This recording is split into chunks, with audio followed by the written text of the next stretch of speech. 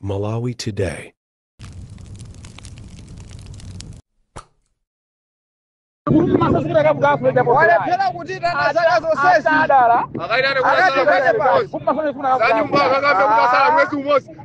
Tikulandireni kwina kulikonse kumene muli pa Malawi lero.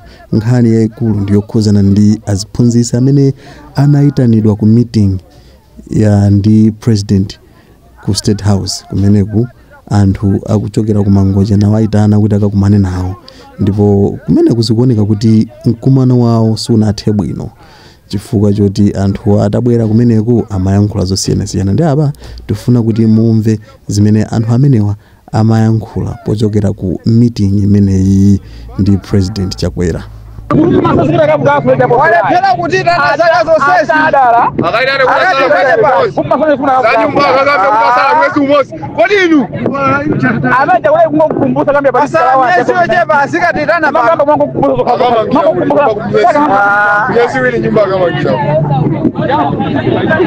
Amazango thokoza ndi pepani ndakuzunzani. Kupita sala yani mambo tena bisecheka nije yechiloombera hizo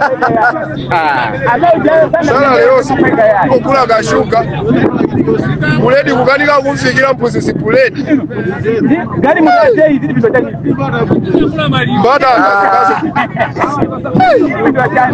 kama ruza zote zikurefu na zoka buledi anatula babu sabale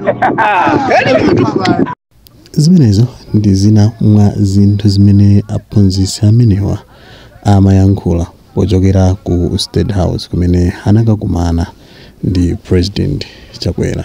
Ndi zambiri ndi zimene zayankhulidwa kale, ife tilibe kuyikanso mulomo wina pamenepo, tokha tazimvera zimene iwo akamba. Ndi ngati mungotipeza kumene, subscribe to the channel, comment, usaiwale panga like kuti zambiri zisamakuphonyeni pano. Kufikiraso nthawi ina tingoti mwakoma nonse zikoma.